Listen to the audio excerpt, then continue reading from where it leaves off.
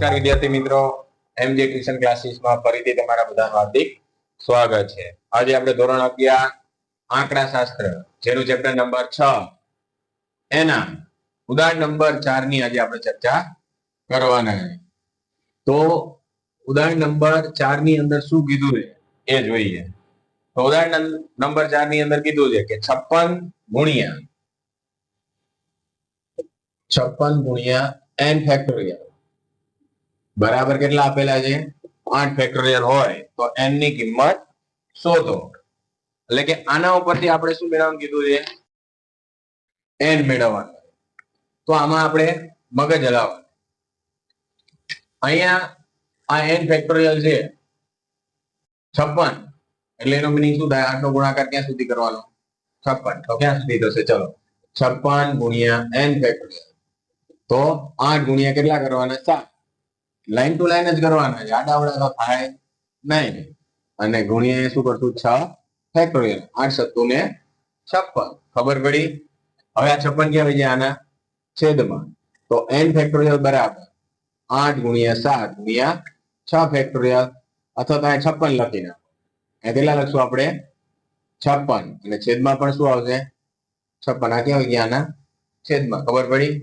તો આ 56 ઉડી ગયા. તો n ફેક્ટોરિયલ બરાબર શું મળ્યું આપણને? 6 ફેક્ટોરિયલ. આ ફેક્ટોરિયલ નીકળી જાય એટલે n બરાબર કેટલા મળ્યા? 6.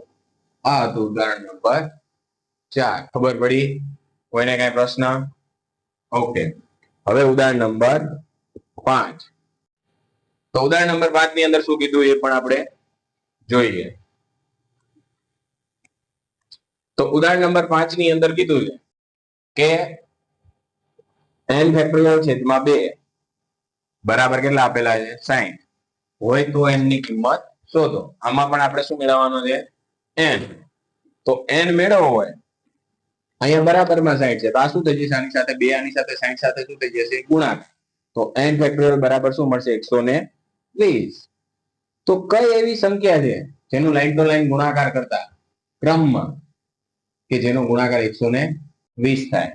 તો એક જ એવી સંખ્યા છે 5 ફેક્ટોરિયલ બરાબર શું મળે? 120. કેલ્સીમાં કરી શકો છો તમે. 5 ગુણ્યા 4 ગુણ્યા 3 ગુણ્યા 2 ગુણ્યા 1. નો ખબર પડે તો આમ કેટલો થાય છે મને કહેજો. 120 થાય છે બરાબર. કેટલો થાય છે? 120. એનો મીનિંગ કે n બરાબર કેટલા હોય? પહેલી સંખ્યા શું હોય? આપણો n છે. તો n બરાબર કેટલા હોય? 5. હા, મળી ગયા આપણને n બરાબર. આમાં કોઈ ગણતરી ના આવે, પણ મગજ હલાવવું પડે કે કઈ એવી સંખ્યા છે જેનો ગુણાકાર 1 થી 5 સુધીમાં 120 થવો જોઈએ. આની સિવાય એકે સંખ્યા ન આવે. તમે ક્રમમાં લો, સમજાય છે? આની સિવાય તમે 6 લેશો તો પણ ગુણાકાર 120 થશે નહીં. 3 લેશો ને તોય થશે નહીં. 4 લેશો તો પણ નહીં થાય. 5 સિવાય એવી સંખ્યા નથી, 5 થી 1 સુધીની એક એવી સંખ્યા નથી જેનો ગુણાકાર 120 થાય. બીજી આડી અવળી લો તો થઈ જાય, પણ આપણે કેમાં લેવાની છે? ક્રમમાં. ક્રમમાં જોવી જોઈએ. તો આની સિવાય એકે તમને ક્યાંય મળે નહીં. હવે આ ઉદાહરણ નંબર 5 હતું. હવે ઉદાહરણ નંબર 6. તો થેન્ક યુ.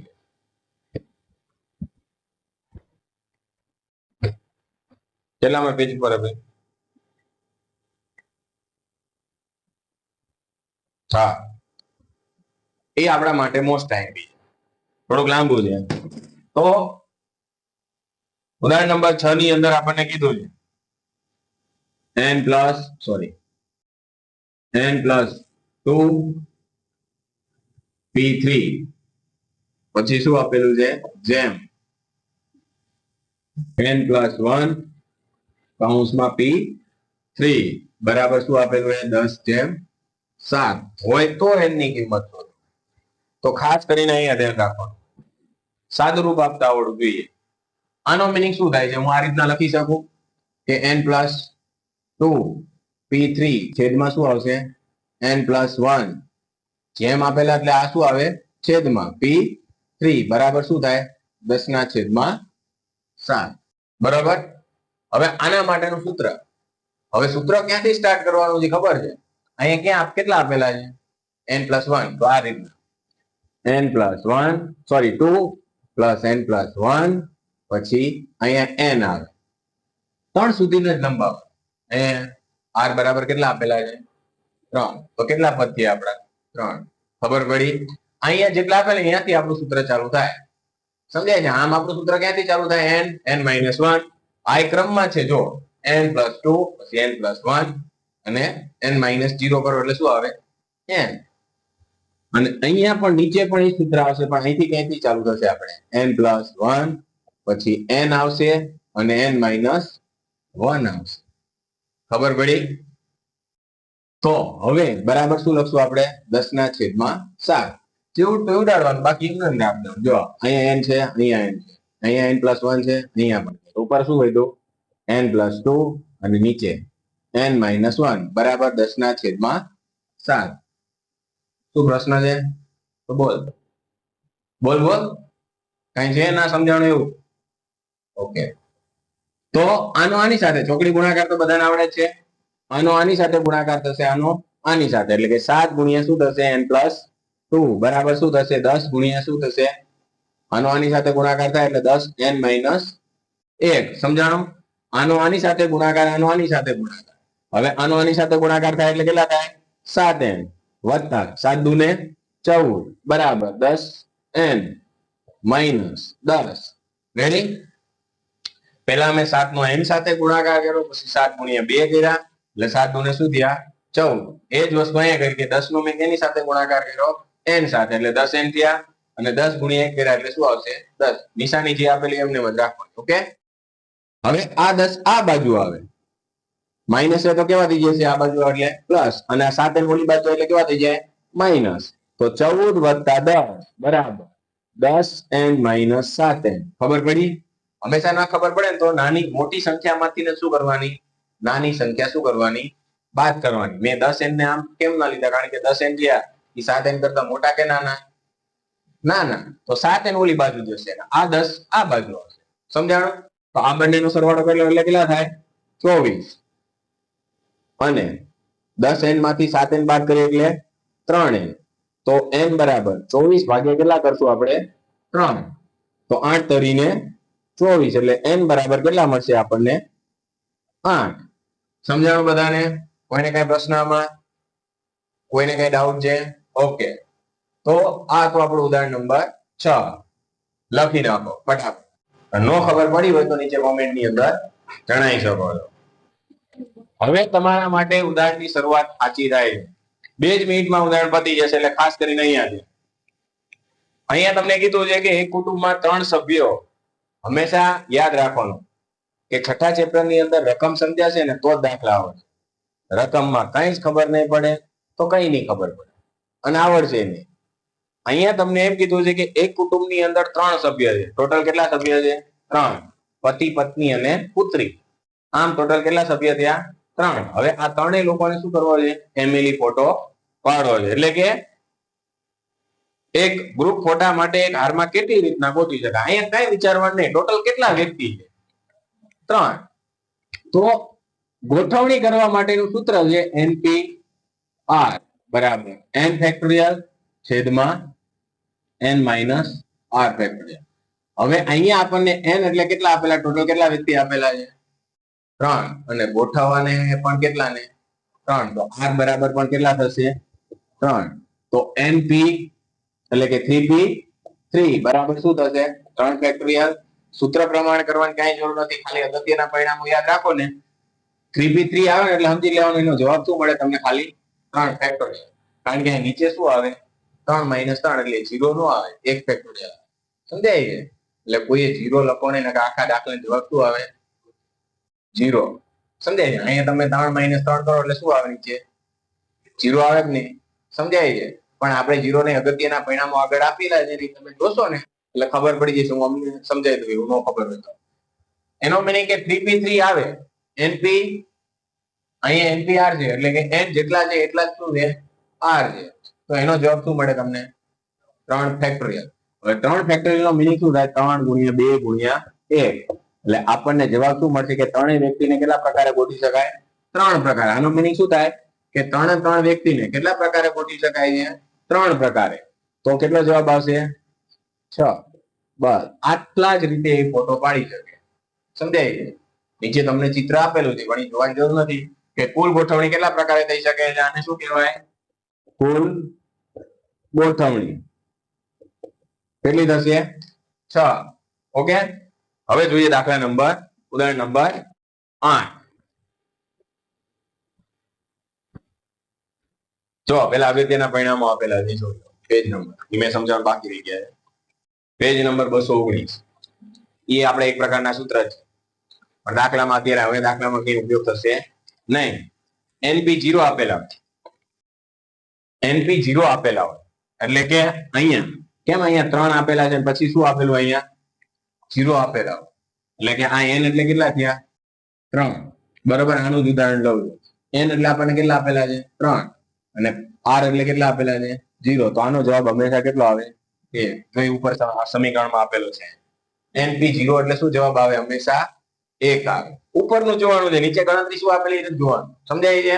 ઉપર ઘાટા બોલ્ડ કલરમાં લખેલું છે કાળા, એ તમારે જોવાનું છે કે NP0 બરાબર 1 લખેલા છે. એનો મીનિંગ કે n ગમે એટલા હોય પણ r બરાબર 0 હોય તો જવાબ શું આવે? 1. પછી બીજું આપેલું છે કે NPN, જો NPN બરાબર શું કીધું છે એને? n ફેક્ટોરિયલ કીધું છે ને, તો આ જ વસ્તુ થઈ. જો તો n કેટલા છે? 3. r પણ કેટલા છે? 3. તો એનો મીનિંગ ઈ જ થાય કે અહીંયા માની લો કે 6p6 હોય તો આનો જવાબ શું મળે? 6 ફેક્ટોરિયલ. કે જેટલા n છે એટલા શું છે? r. તો એનો જવાબ શું મળે? 3. તો આ જ વસ્તુ થઈ. સમજાણો? તો આનો જવાબ શું થાય? 6 ગુણ્યા 5 ગુણ્યા 4 ગુણ્યા 4 ગુણ્યા 3 ગુણ્યા 2 ગુણ્યા 1 એટલે કે 1 થી 6 થી 1 સુધીનો શું થાય? ગુણાકાર 729. હવે NP1 એટલે કે આ રીતનું આપેલું હોય તો એનો તમને ડાયરેક્ટ કઈ દીધું છે, તમારે કોઈ ગણતરી કરવાની જરૂર નથી. NP1 કીધું હોય તો એનો જવાબ શું મળે? તમને શું કીધું છે એને? n. એટલે કે માની લો કે 6p1 કીધું હોય તો આનો જવાબ શું મળે? 6. ખબર પડી? પછી તમને છેલ્લું કીધું છે NP પછી n માઇનસ શું આપેલું છે? 1 બરાબર શું આપેલું છે? n factorial. એટલે કે આવું કોઈ તમને મળે, માની લો કે અહીંયા 6 છે પછી અહીંયા p 6 માઇનસ શું આપેલું છે? 1. તો આનો જવાબ શું મળે? હંમેશા n ફેક્ટોરિયલ એટલે કે 6 ફેક્ટોરિયલ. શું મળે અહીંયા? 6 ફેક્ટોરિયલ. કારણ કે n બરાબર મેં કેટલા લીધા? 6. તો n ની જગ્યાએ મેં કેટલા મૂક્યા? 6 માઇનસ 1 એમને રાખવાનું એટલે આનો જવાબ હંમેશા આ જ મળે જેટલા n છે એને. સમજાણો? તો આ હતા શું આપણા અગત્યના પરિણામો. સમજાણો?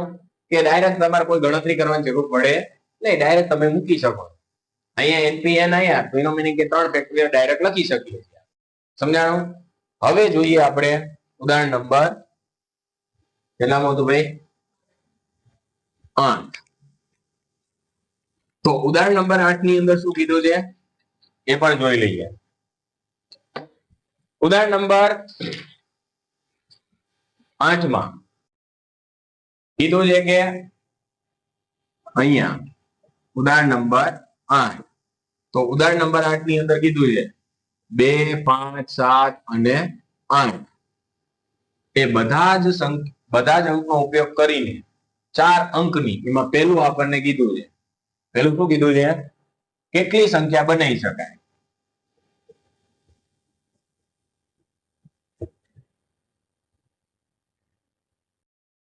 કેટલી સંખ્યા બનાવી શકાય? 4 અંકની કેટલી સંખ્યા? કેટલા અંક આપેલા છે અહીંયા? 4. હવે અહીંયા ધ્યાન, ટોટલ કેટલા અંક છે અહીંયા? 4. અને એને કેટલા અંકની બનાવવાની કીધી છે? 4. તો 4 સંખ્યા 4 પ્રકારે જ ગોઠવી શકાય. એટલે કે 4p4 બરાબર કેટલા મળે? 4 ફેક્ટોરિયલ. તો આનો જવાબ શું મળે?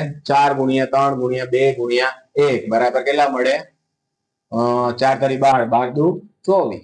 આ જવાબ પહેલા કે 4 અંકની ટોટલ કેટલી સંખ્યા બનાવી શકાય? 24. આપણે લખવાની નથી કે 24 કઈ કઈ આવી શકે. સમજાય છે? પણ બની શકે કેટલી ટોટલ 4 અંકની? હવે કઈ રીતના એ પણ સમજાય તો કે માની લો કે આ પહેલી સંખ્યા છે 2, 5, આ 4 અંકની આ પહેલી સંખ્યા છે. પછી તમે 5, 7, 8 અને 2 પછી કે 7, 8, 2, 5 આ રીતના ઊંધી નવરી કરતા કરતા ટોટલ કેટલી સંખ્યા બનશે?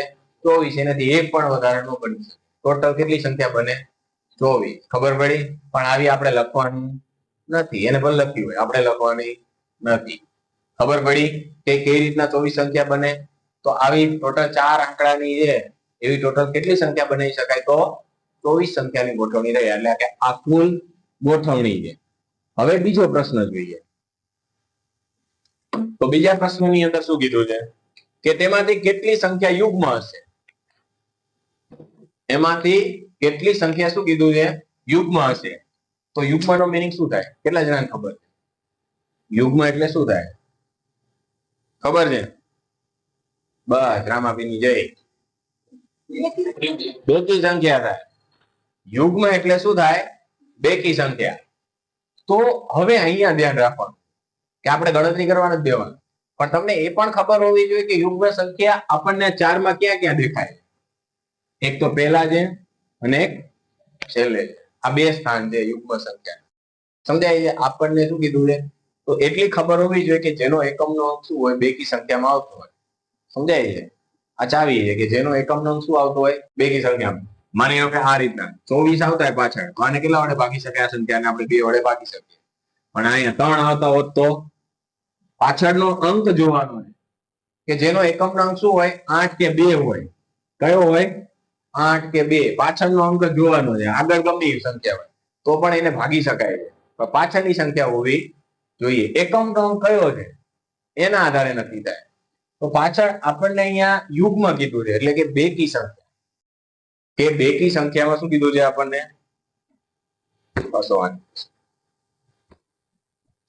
એને એમ કીધું તેમાંથી કેટલી સંખ્યા યુગ્મ હશે, એટલે કે બેકી સંખ્યામાં હશે. તો આપણે મેળવવું હોય તો કઈ રીતના મેળવી શકીએ? ચલો હવે બેકી સંખ્યામાં તો અહીંયા પહેલા લખી નાખું 5, 7 અને 8. આટલી સંખ્યા છે. બેકી સંખ્યામાં કોને કહેવાય? જેનો પાછળનો. આને આપણે એકી સંખ્યામાં કહી શકીએ કે ના કહી શકીએ? આ બેકી સંખ્યામાં છે, યુગ્મ છે. યુગ્મ છે. યુગ્મ દેખાય છે તમને? નહીં. પણ આ લખ્યું હોત તો મેં તો આમાં 0 નથી, સોરી આપણે 0 નથી, પણ આ લખેલું હોત તો છે જેને ભાગી શકાય છે, અવયવ પાડી શકાય છે, એને શું કહેવાય? યુગ્મ સંખ્યા. તો આપણે અહીંયા જોવાનું છે કે અહીંયા કઈ સંખ્યા આવી જોઈએ? 5 આવે તો નો ચાલે અને 7 આવે તો પણ ના ચાલે. તો કઈ આવી જોઈએ? 2 અને 8. આ બંનેનું સ્થાન નક્કી થઈ ગયું કે છેલ્લા અંક ઉપર શું આવવું જોઈએ? કાં તો 8 આવવા જોઈએ, કાં તો શું આવવા જોઈએ? 2. સમજાય? આની સિવાય કઈ બીજી સંખ્યા તો ગમે આવે, આપણને કઈ ફેર પડતો નથી. પણ આ સ્થાન ઉપર કાં તો શું આવવા જોઈએ? 2 અથવા તો 8. બંને એક સાથે આવી શકે? પોસિબલ જ નથી. કાં તો 8 આવે, કાં તો 2 આવે. બંને ક્યારે આવે? નો આવે. તો આ બે સંખ્યાને કેટલા પ્રકારે ગોઠવી શકાય? 8 અને 2 ને વારાફરતી આવે, સમજાય છે? એટલે બે પ્રકારે ગોઠવી શકાય. હવે અહીંયા એક જ સ્થાન છે, ગોઠવવાની કેટલી આપણે? 2. તો આ બે સંખ્યા પહેલા આપણે એક માની લેવાનું. અહીં માની લેવાનું કે 2 ને 8 ને આપણે શું માની લીધું? સંખ્યાને. આપણે એક સંખ્યા માની લેતા, એટલે કે 2 અને 8 છે ને એને આપણે શું માનવાની? 1. તો આ બે થઈને 1 થઈ, સોરી 2 અને 8 કીધું. તો આ બે થઈને 1 થઈ, તો બાકીની કેટલી વધી? એની સિવાયની ટોટલ 4 છે, તો આ બે સંખ્યા વધી ને 5 અને 7. આ બંનેને આપણે શું માની લીધી? 1. એટલે ટોટલ કેટલી થઈ? 3. તો આને 3 પ્રકારે ગોઠવી શકાય. આ બંનેની અંદરો અંદરની ગોઠવણ, એટલે કે 3p, પેલા તો 3p3 આવશે અને ગુણ્યા 2p2. આને કેટલા પ્રકારે ગોઠવી શકાય? 3 પ્રકારે. અને 8 અને 2 ને અંદરો અંદર, કે અહીંયા 8 આવી શકે અને 2 આવી શકે. સમજાય છે? એને પણ કેટલા પ્રકારે ગોઠવી શકાય? 2 પ્રકારે. સમજાણું? તો 6. 3 દુ 6 થશે ને અહીંયા, કારણ કે 3 ગુણ્યા 2 ગુણ્યા 1 કરો એટલે કેટલા થાય? 6. અને અહીંયા જવાબ શું મળશે? 2. એટલે ટોટલ કેટલા મળશે આપણને? સોરી 12. આનો જવાબ કેટલો મળશે? 12. નો સમજાણું હોય તો બીજી વાર. આપણે ખાલી અહીંયા જોવાનું છે કે અહીંયા કઈ સંખ્યા આવી જોઈએ? 8 અથવા તો 2. આની સિવાય કઈ સંખ્યા નો આવી જોઈએ? 5 અને 7 નો આવી જોઈએ. એકમના અંક ઉપર કઈ સંખ્યા આવી જોઈએ? 8 અને 2. બે એક હારે આવી શકે નહીં. તો આપણે બંને સંખ્યાને 2 અને 8 ને પહેલા તો શું માની લીધું મેં એક સંખ્યા છે, તો બાકીની 2 અને 7 થઈને ટોટલ કેટલી થાય? બે સંખ્યા તો જે છે ને 2 અને 7, આ બંનેની એક માની લો. આ તો 2 તો રહેવાની છે, એટલે ટોટલ કેટલી થાય? 3 સંખ્યા. આને કેટલા પ્રકારે ગોઠવી શકાય? 3p3. અને આ બંનેને કેટલા પ્રકારે ગોઠવી શકાય? 2 પ્રકારે. કેમ? કારણ કે અહીંયા 8 આવી શકે અને 2 આવી શકે, એટલે કેટલા પ્રકારે ગોઠવી શકાય? 2 પ્રકારે. તો 3p3 ગુણ્યા શું થશે? 2p2. એટલે આનો જવાબ શું મળશે આપણને? 12. હવે જોઈએ દાખલા નંબર ત્રીજો પ્રશ્ન.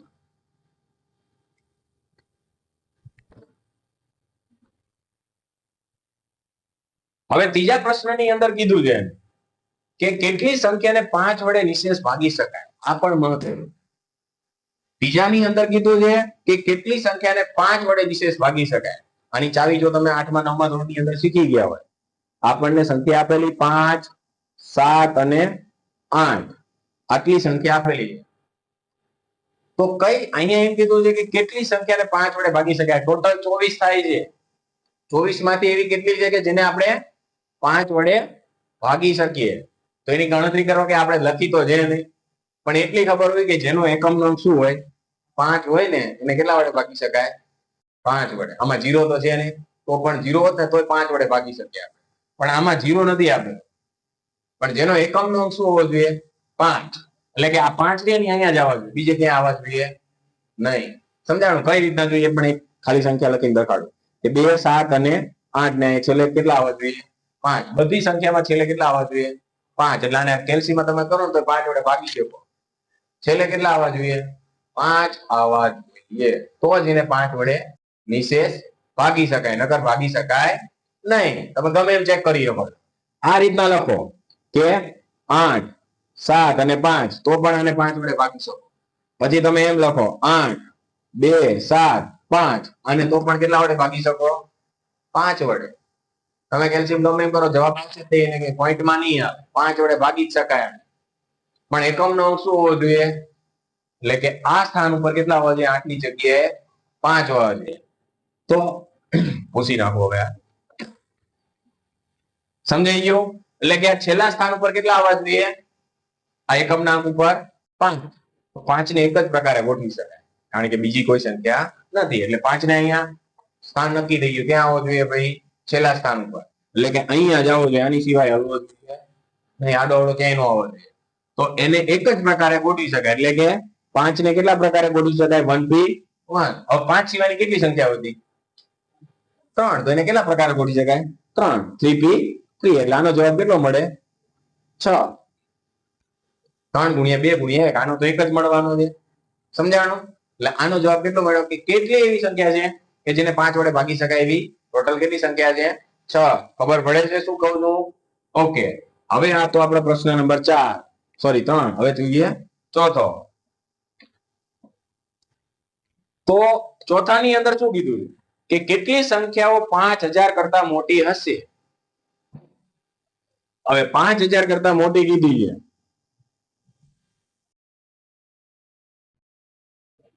તો 5000 કરતા મોટી કીધી છે, તો એટલી તો તમારામાં થોડું મગજ હોવું જોઈએ કે અહીંયા પેલા કેટલા આવવા જોઈએ?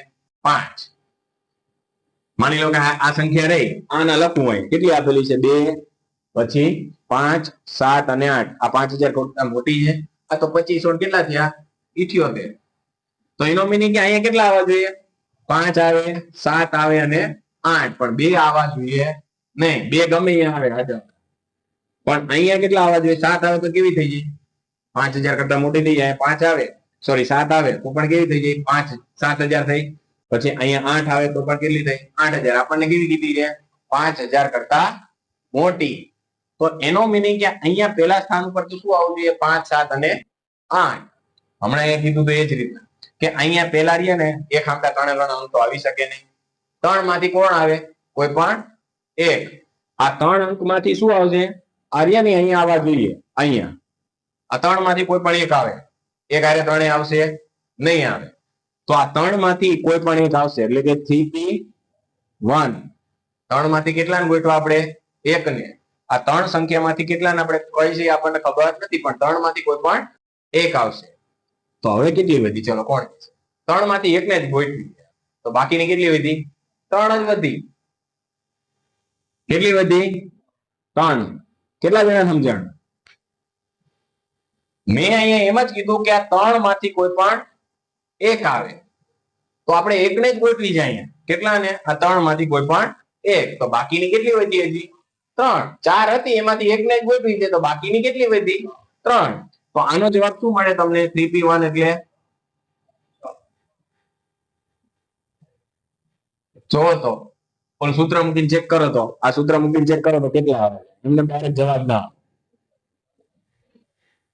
આ સૂત્ર મૂકીને ચેક કરો એટલે અહીંયા 2 ફેક્ટોરિયલ આવે, ઉપર 2 ફેક્ટોરિયલ આવે. આનો જવાબ 3 મળે. કેટલો મળે? 3. 6 ના આવે. આનો 6. જરાક સૂત્ર યુઝ કરવાનું, સમજાય છે એટલે ખબર પડે. તો અહીંયા કેટલા આવશે? 6. તો 6 કરીને કેટલા થશે? 18. તો આની કુલ ગોઠવણી એટલે કે કુલ લખવાનું ગોઠવણી તમે લખો ને ત્યારે બધામાં લખવાનું કુલ ગોઠવણી આવે. એમ લખ્યું હતું ને એવી જ રીતના તમારે લખી નાખવાનું. થોડુંક આગું લખવું. બરાબર કેટલા મળશે? 18. ખબર પડી કે એવી 5000 થી મોટી સંખ્યા ટોટલ કેટલી બની શકે છે? 18. સમજાણું? ચલો જવાબ જોઈ લઈએ. ચલો નો જવાબ 18. પેલાનો કેટલો આવ્યો છે? 24 આવ્યો છે. ક્યાં ગયો? 24. પછી 12. હા 12. પછી ત્રીજાનો 6 અને છેલ્લાનો 18. લખી નાખો. ઉદાહરણ નંબર 9.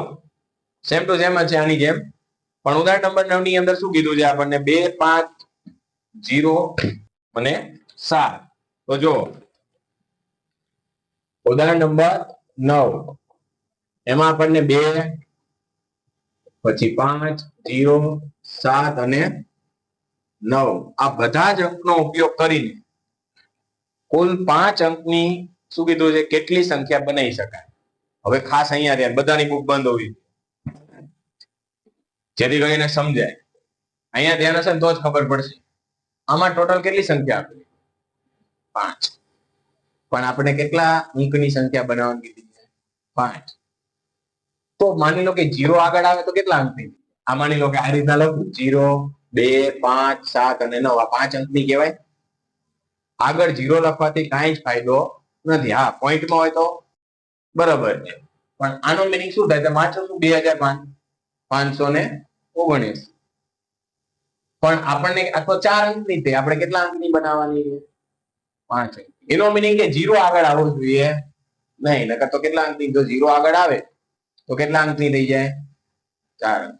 એટલે 0 નું સ્થાન અહીંયા આવવું જોઈએ નહીં. તો એનો મીનિંગ કે પહેલા અંક ઉપર આ 5, 4 માંથી ગમે એક સંખ્યા અહીંયા આગળ આવી શકે, પણ 0 આવે નહીં. તો કઈ 4 છે? 1, 2, 3 અને 4. એટલે કે 2, 5, 7 અને 9. 9 માંથી ગમે આ સ્થાને આવે તો 5 અંકની સંખ્યા બને, પણ 0 આવે નહીં. તો 4 માંથી કોઈ પણ એક જ આવશે અહીંયા પહેલા, કે 4 એ 4 એક આમથી આગળ આવી જશે? નહીં આવે, વારા ફરતી આવે. કાંયા પેલા 2 આવશે, પછી 5 આવી શકે, 7 આવી શકે, 9 આવી શકે. સમજાય છે? તો આ 4 માંથી કોઈ પણ કેટલા આવશે?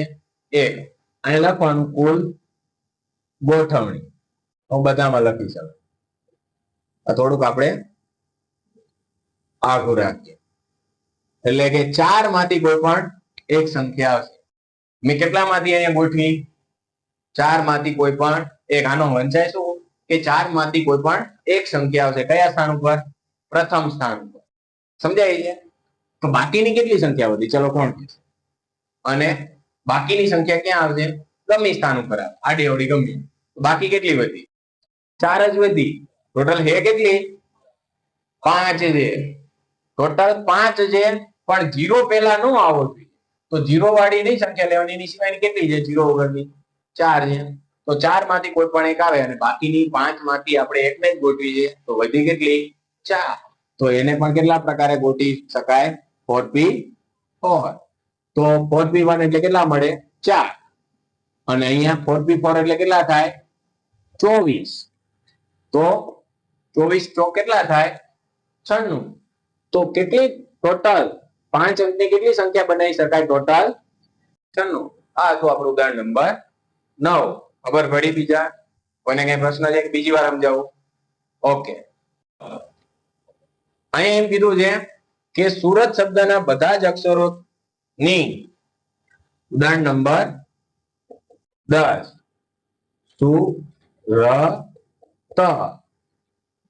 સુરત આપેલું છે એના બધા જ શબ્દના અક્ષરોથી એવી કેટલી ગોઠવણી કરી શકાય જેમાં સ્વર યુગ્મ સ્થાન પર જ આવે.